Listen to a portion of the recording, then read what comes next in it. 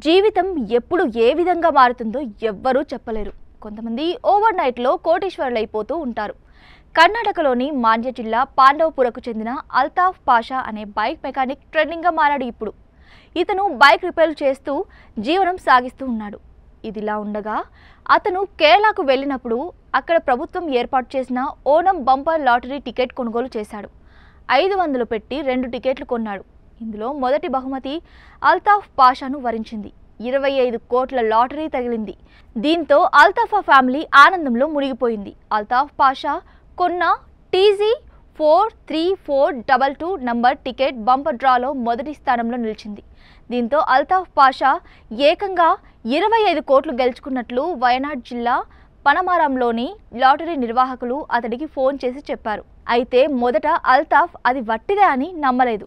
కానీ ఆ తర్వాత నిజమేనని ధృవీకరించుకోవడంతో అతని సంతోషానికి అవధులు లేకుండా పోయింది. అయితే అల్తాఫా తను కొన్న టికెట్లను తొలుత మరొకరికి విక్రయించేందుకు ప్రయత్నించగా అతని భార్య ఒప్పుకోలేదట. ఇప్పుడు అదే టికెట్కు 25 కోట్లు వచ్చాయి. మరోవైపు అన్ని రకాల కటింగ్లు పోను మొత్తంగా అల్తాఫ్ చేతికి 13 కోట్లు వస్తాయని అధికారులు తెలిపారు. ఆ డబ్బుతో బెంగళూరు వెళ్లి స్థిరపడతానని, తన కుమార్తె పెళ్లి ఘనంగా చేస్తానని, తనకున్న అప్పులు మొత్తం తీర్చేస్తానని అల్తాఫ్ పాషా సంతోషంతో చెప్పాడు.